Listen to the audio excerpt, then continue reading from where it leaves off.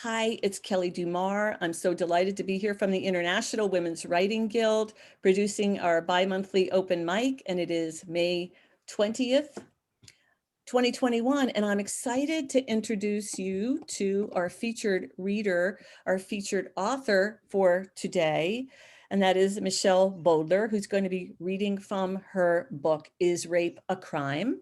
A Memoir, an Investigation, and a Manifesto. So a couple of things I wanted you to know, both about Michelle's book and about her, includes the fact that Is Rape a Crime was longlisted for the 2020 National Book Award for Nonfiction.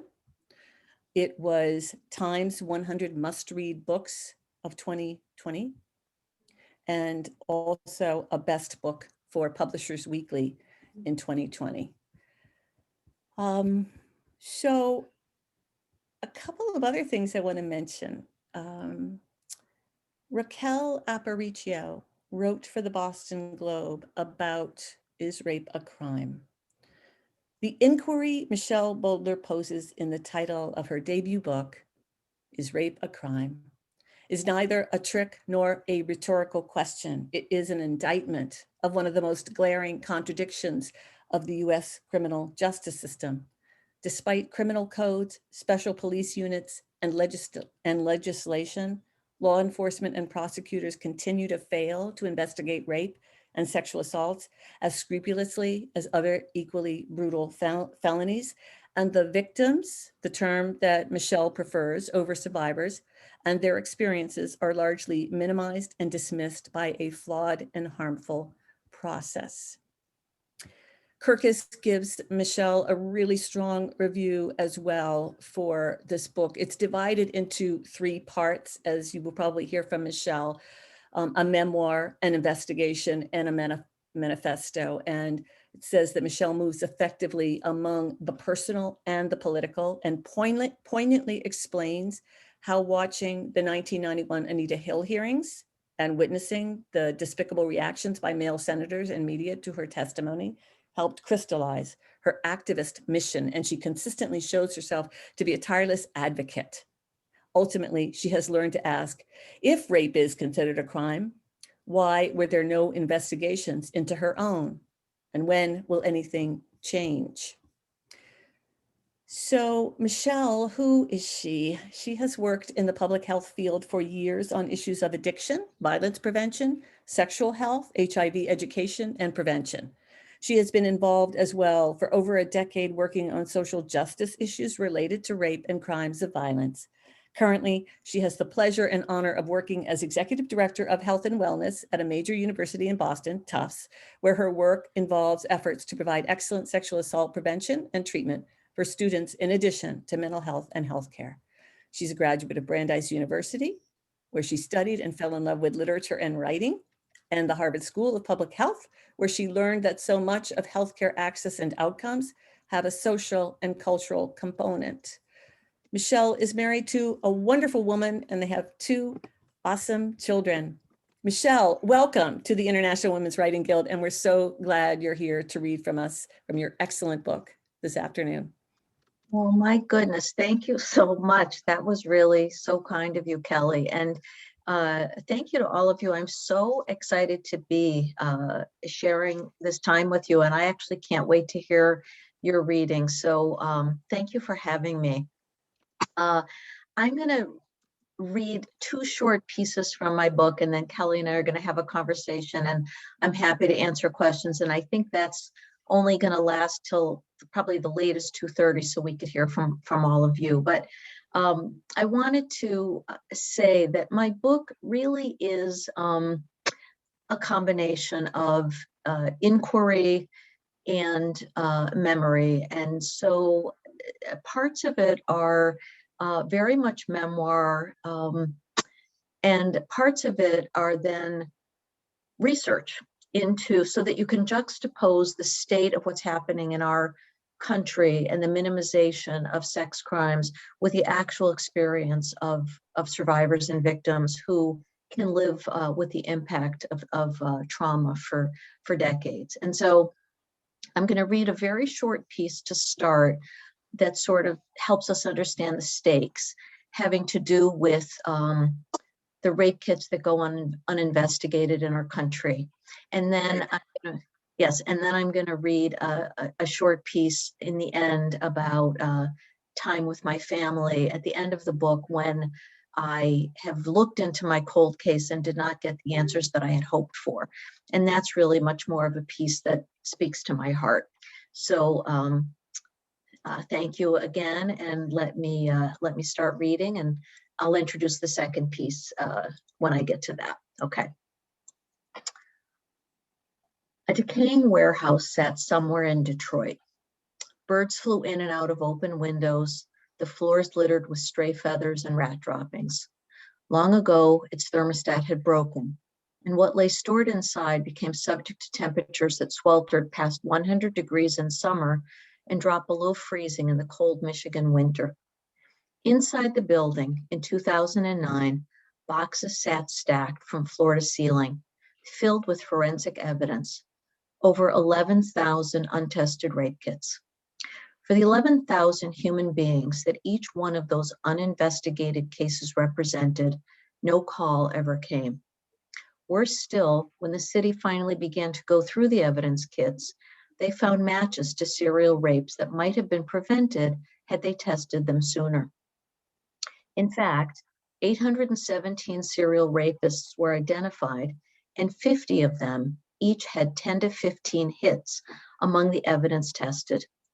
In human terms, hundreds of individuals in Detroit would have to be told the news that the person who hurt them committed the same violent assault over and over and over again, and that their DNA had sat crumbling in a crumbling structure, holding a secret that could have changed their lives had the serial perpetrator been identified sooner.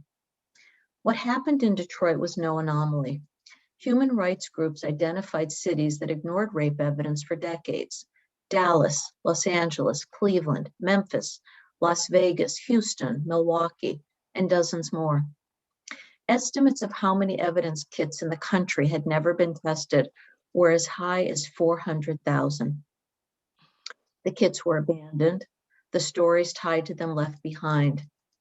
Those responsible would argue that the number of cases were overwhelming, that these backlogs weren't due to disregard of the crime of rape, but that inadequate funding existed for testing them all. In truth, though, the piles upon piles of kits found in US cities were not awaiting funding for testing. Many were simply swept aside before an investigation had happened. As law professor Corey Rayburn Young states, a backlog implies that the untested rape kits were in a queue awaiting testing by overburdened labs. That does not reflect the reality across the United States. In fact, untested rape kits were often simply discarded in warehouses, trash depositories, or storage closets, with no intention to ever test the contents of the kits. The juxtaposition of the inaction with the circumstances of how these kits came to be, gathered from the private folds and spaces of victims whose bodies had been transformed into crime scenes, defies understanding. The hundreds of thousands of untested rape kits existed because hundreds of thousands of individual victims agreed to submit to an exam consisting of head and pubic hair combing, vaginal, anal, and oral swabbing, retrieval of saliva, blood, and fingernail clippings. Evidence taken carefully under the bright light of an emergency room by strangers following a violation that defines vulnerability. The victims endured this examination for a reason. They wanted justice, information, perhaps eventually closure and some peace of mind. Instead, their bodies and the evidence taken from them were treated like useless trash. When multiple cities began attending to their untested evidence kits, many rapists were identified, but too often the statute of limitations had passed and prosecution was no longer possible. District Attorney Kim Worthy had to start a fundraising campaign a few years after the massive numbers of rape kits were found in Detroit, when the money given to the city ran out and there were still rape kits needing attention. crowdsource funding for investigations into murder, burglaries, arson, or home invasions are non-existent.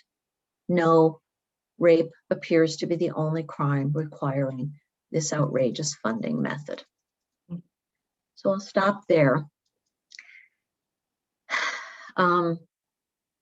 So if you read the book, you'll see that there really is research peppered throughout the book, like I said, to help inform the narrative and also to help people understand the stakes. And I wanted to just give you an example of one piece. This story and stories like it were what got me involved in national advocacy work. And when I read that in Boston, there were 16,000 DNA samples that had been untested in the state crime lab over 2 decades, it got me wondering if maybe my case was sitting in the state crime lab. And it really took me on a journey to both try to understand what's behind the lack of investigations in sexual assault and sexual abuse cases, and also to try to do something about it. What was hard for me was to go back and look at my own case. That took a lot more courage. I was involved in advocacy work, advocating for others, and yet too scared to actually walk into the Boston Police Department myself. And like I said, when I did not get the best of news, and eventually decided that I just had to find a path forward. And so I was going to read one more piece about that, which is a moment I'm sharing with my children while we're on vacation, and is the end of the book right before the manifesto. Okay, and this is just more straight memoir. Embrace your life fully, the one almost robbed from you. These were the words beckoning to me for weeks after saying goodbye to Detective Thomas, the last time I would ever go to the Boston Sexual Assault Unit. The how still eluded me, but I felt its insistence as an itch, increasingly uncomfortable and impossible to ignore. Even after deciding to discontinue the investigation with the police department, I still needed to find a way forward, a way to integrate this experience with an intellectual understanding of the systemic dismissal of rape and failure to take it seriously.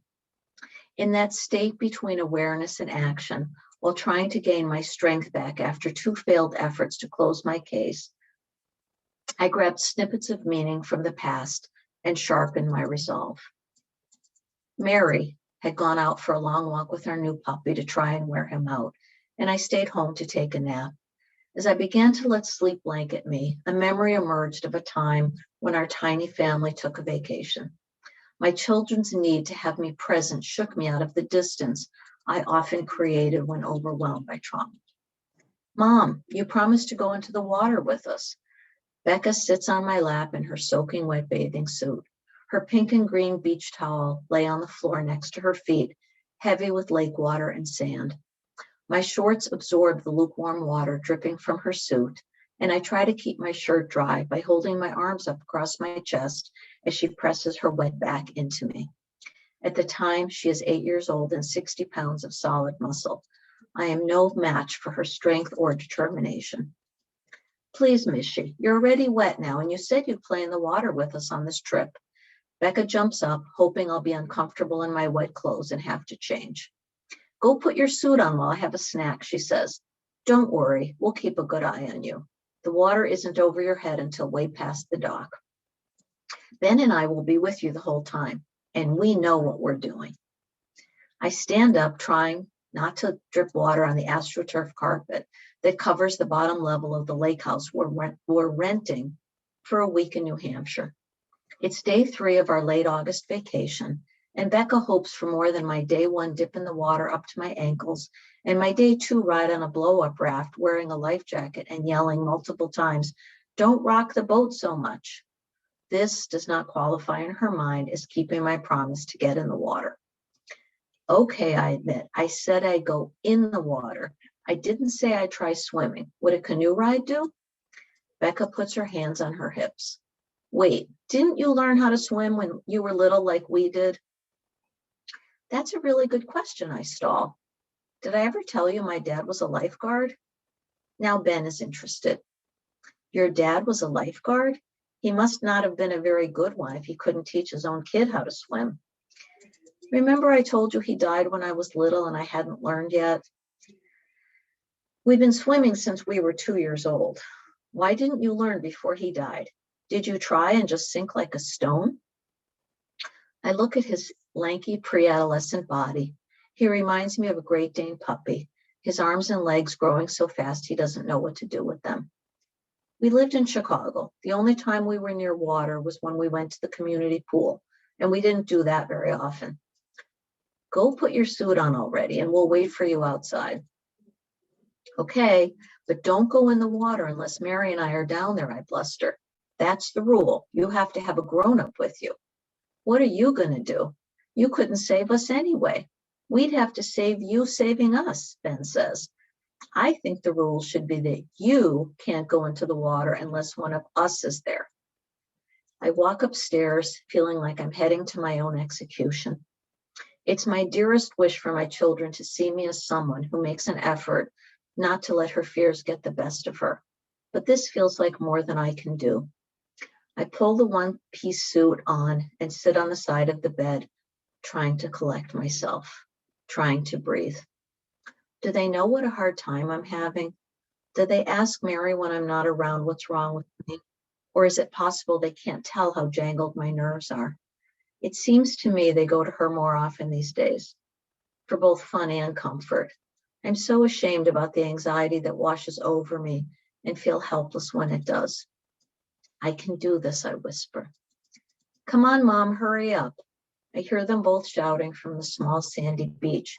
We know you're up there.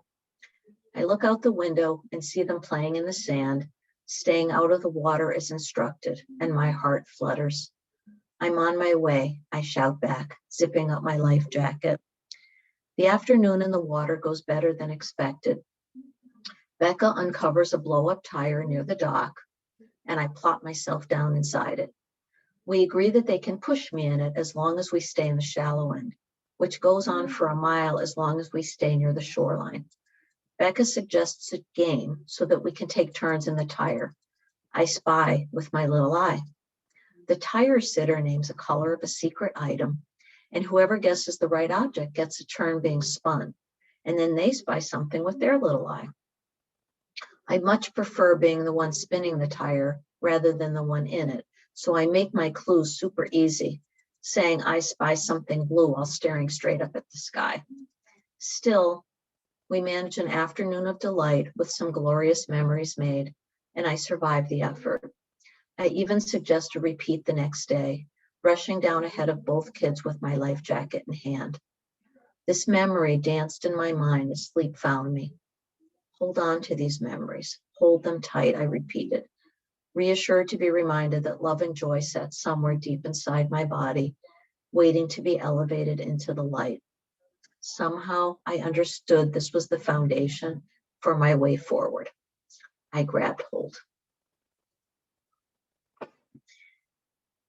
Thank you. Wow, thank you. That was, those were two really contrasting, wonderfully contrasting episodes of the book. And I urge each of you to get a copy of it. It's a really powerful, beautifully written book. And I think in those two excerpts you chose,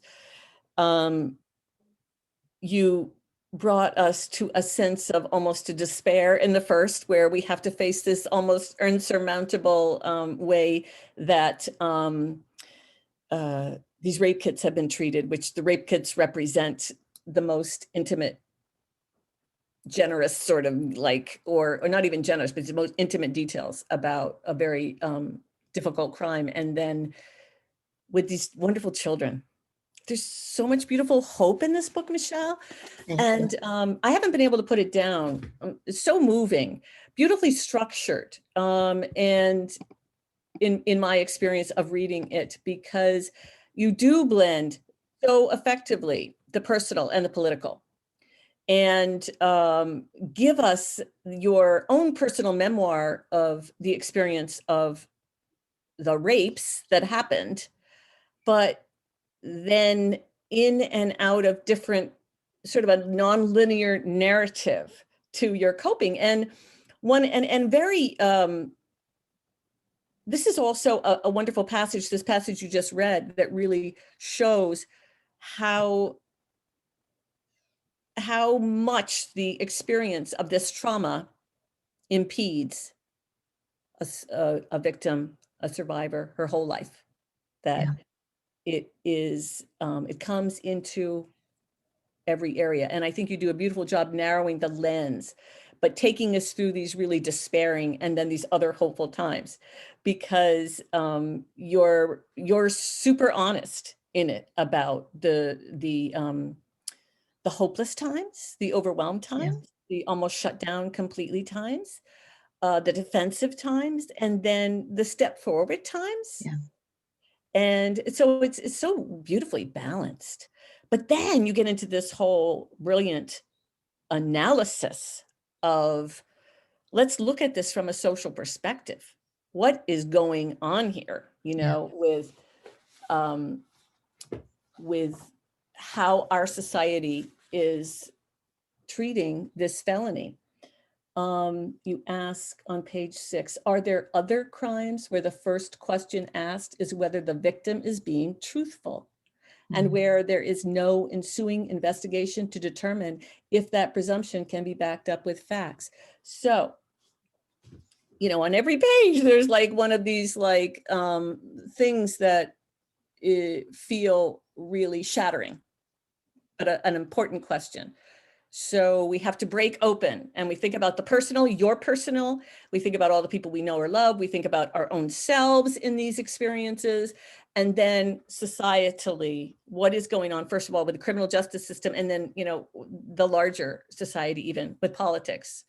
So my experience of your book is really, I've done a lot of reading and a lot of other things on this topic, but I have to say, I've just fallen in love with your voice. Thank you. It's so, I just feel like you've written the book to a reader in such an intimate, welcoming way. So thank you. I know we're getting lots of comments about that, and I can't go on and just keep all these questions to myself. But I wanted to, somebody was asking a question. So I also just want to acknowledge for everybody that we're all like having to breathe, because at times hearing about those rape kits and how they could be gathered and promised and have nothing done with them is devastating, of course. And I just wanted to, so someone, Lujira is asking a question, but so let's make sure everybody's still breathing and taking care of themselves. This wonderful topic. Do you think the statute of limitations should be extended like the one for murder? So let's go to a sort of a criminal justice kind of question. I'm curious about your thoughts on that. Well, they have changed the statute of limitations in some states. In Massachusetts, it used to be 10 years, now it's 15. But I do think that it's a great question, sort of, why are there statute of limitations? What is the point of that, to say, well, if we didn't investigate for 15 years, then you're out of luck?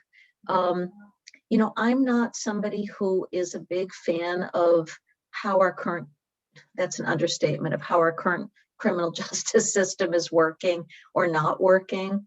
And there's a lot in the book that really talks about, again, how women, children, people of color, and people who are not non-binary or transgender or LGBTQ are at much higher risk of sexual assault, and also tend to be, as we know, groups in society that are who are not privileged in the same way, and not often treated the same way in the criminal justice system. And so I do think we have problems with statute of limitations as a concept, generally, especially for sexual abuse of minors, because often, minors aren't believed because they're children.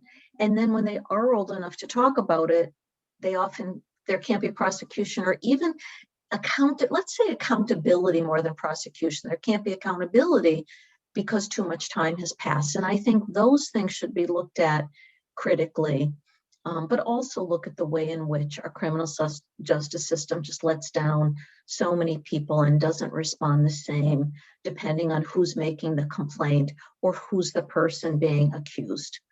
And I talk about that in the book and the impact of systemic racism. So I hope that answers your question.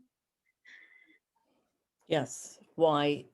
Alyssa is asking, how did you decide to structure your book in these 3 separate sections?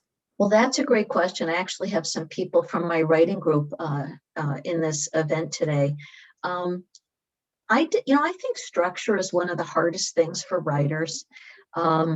I originally had this structured completely differently. I had a whole braided narrative that had even a whole different topic that was braided in, which was stories about my family of origin, because I was trying to get to the concept of resilience and suffering and to understand my own. So I took that whole thing out, and then I wound up just having it be chronological. And it was when the book sold that my editor said to me, first of all, your topic has a lot of universal themes that don't just apply to you, even though the memoir section does.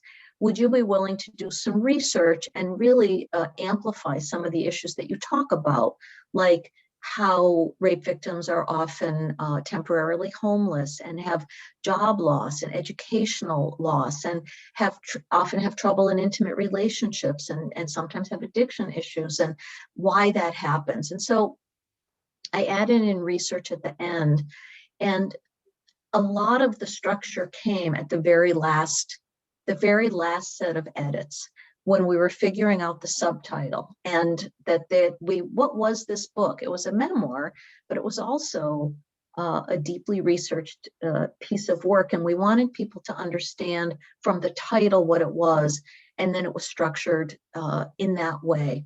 But truly, the whole book is a memoir. The whole book is an investigation. And the whole book is a manifesto. So it's a little bit deceiving that it's structured in 3 parts because they're not all distinct. Right. No, it's really woven. I think it's really woven together so effectively. It's your voice. It's consistent, and it's really super engaging. Well, since we moved a little bit to publishing questions, and we have writers on this experience, I'm curious about, you and I talked a little bit previously about how you got your publisher and went through this so it's really interesting to hear that the actual structure took place in the editing process. So just talk about your own experience of, okay, I decided I'm going to write this book, and then your experience of getting that book to publication, because I think that's a really important story as well. Yeah, and I wanted to start actually by talking about age as well, and particularly age for women. So I started writing again in my 40s, and I had been an English major. I loved to write. I thought I would have a career in publishing. The job I quit after the assault was a job in editing for a small magazine. And then I just went in a whole different direction by the time I was ready to go back to school. And so in my 40s, I was like, I miss that. And I started writing again. And I just used it as something I enjoyed. But then I started feeling like, well, maybe I have something there, but I really didn't have the skills. I remember going to this competitive year-long class that I took at Grub Street, which is a writing collective in Boston, and, learn things that you might laugh if you have an MFA, like, what's a narrative arc? What's, pulling the camera lens back? What's the difference between a character, narrator, and what's the third one? Character, narrator, and author. And apparently we contain multitudes. So So I just went along. I just tried to learn everything I could. And then I did everything my teacher told me to do. Apply for residencies, apply for awards, publish, write to, publish, even if no one's even, these tiny literary, the two pushcart nominations that I have, one of the magazines isn't even in, it's not even in existence anymore, but I just kept submitting things. And then when I went to McDowell, that was when I got agents calling me, because I guess McDowell residency is pretty well known. And that was when agents were like, do you have an agent yet?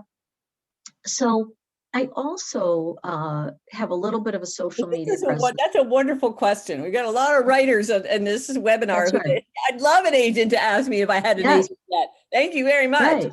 Yeah. That and the other thing is a woman by the name of Allison K. Williams had written something on Twitter about how only women are asked their age when they're talking about writing. And she listed a bunch of writers who didn't publish till they were in their, 50s and 60s. And so I had this thing, I didn't write it down on my bulletin board, but I had like this Annie Proulx year, because she published her first book, I think at age 58. And my book sold, I think, when I was 57. It came out when I was 59. And it was nominated for the National Book Award. Like, that was a shockaroo. And I was 59 years old. And I really feel like everywhere I go, I want to say that this whole thing about age is something that is particularly foisted onto women as something to worry about when they want to write. It's just a bunch of baloney, and don't listen to it. Don't pay attention to it. It's like when you go to buy a car and someone says, what color do you want? That's when you should walk out of the dealership. If somebody asks you what your platform is or how old you are, that means they're a bad agent. So I just feel really strongly about that. And I hope that doesn't sound angry. I hope it sounds inspiring. I think it really does sound inspiring. And, I think beyond that, what is also, you said that I think there was a bidding war for this book. Yeah. Can you talk a little bit about that? Because I think that's really also very exciting. And I'm curious also about, was rape in the title of your manuscript at that point? Right. Because, no. Okay. Yeah. Margot, I'm going to get to your two questions. Yeah. And I know we have to stop soonish, so I'll try to be brief. I actually titled the book "The Idea of Order," which was my favorite one of my favorite Wallace Stevens poem, "The Idea of Order at Key West," and it's about somebody who's the maker of the song. They're making their own life, and so it really spoke to me, but nobody knew what the heck it meant. So the agent said to me that they were really struck at this one part in my book where a survivor who's involved in nonprofit work with me is getting disgusted with the nonprofits because they really seem like it's about raising money and not about changing the world. And she looks at me and she says, you really have to ask yourself if rape is a crime, given the way it's addressed in our society. And she was so frustrated. And I was like, you know what? Kind of that question took my breath away. So the agent said, I think that's your title. And I was like, really? I thought it was like people would think it was weird and you're not supposed to have a question in your title. But it was the subtitle, I think, that made it clear that I wasn't being a rabid conservative and meant it seriously, but that it was really like, if it's not investigated, it's not taken seriously. And like I say in the beginning of the book, what else is used as an international weapon of war, but also for a sure laugh at a comedy club? Like, how do we understand rape at all in our society? And we have to talk about it. And now I'm proud of the title, because I feel like, I had so much shame for so long. And even where I work, they call it sexual misconduct when students do it. They don't call it assault, they don't call it rape, and that's what it is. And if we can't say it, then how would we expect victims to feel unashamed of what they've been through, or that it wasn't their fault? And so I think it's really important. In terms of the bidding war, there were lots of people who said they weren't interested, and they said the same thing that I think many of you might get told, like, oh, I have a topic on that already. or we did that one already. We did that topic. So if it's, only one topic can be written on any particular thing. But two were interested, and they were two top 5 publishers, and both of them wanted to meet me to make sure that I could present myself okay and could speak to the topic coherently. And both of them said, we'd like you to add research. So it was interesting that both readers, so when people say a book has to be perfect before it's sold, I don't think that's true either. It has to be coherent, it has to be well done, but a good editor wants to work with you on making it the best it can be. Wonderful, wonderful.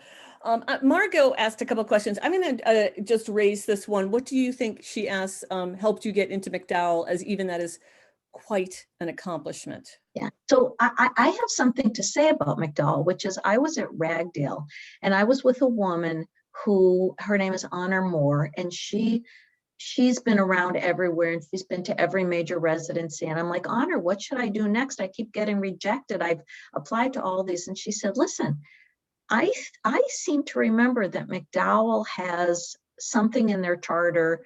I don't know if they advertise it, but that they're looking for women over 50 who don't yet have a book published. And maybe it's 10% or 15%. And also, guess what? I was on the wait list.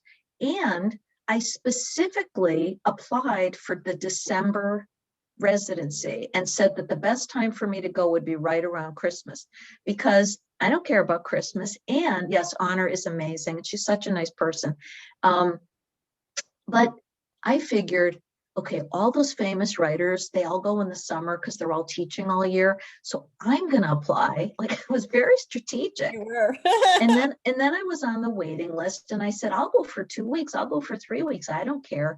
I was as flexible as I could possibly be. And so I got in off the waiting list, and a bunch of the people I was there, even really well-known authors, also got off the waiting list. So, go for it. And thank you. That's wonderful answer. I'm so glad you asked, Margot.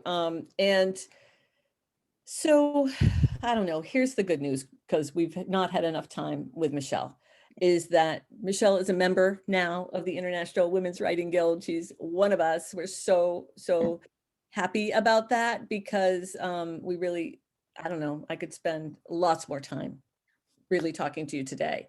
And I'm excited to finish your book, which I have right next to me. But thank you. Thank you. And I know you're going to be able to take a look in the chat room and look at the comments that we have there. And I know you're going to stay till the end as I check in with Katarina, and we'll just check in with you. But for now, let me just say thank you for this powerful conversation. Thank you all. Thank you so much for listening. I'm going to read all the comments, and, please feel free to be in touch. Oh yes, maybe you'll put your email address if you want. I'll put my email address, and I look forward to hearing all of you. So I'm going to be quiet and let you all have a chance to read. Thank you. Thank you. And I'm also going to stop the recording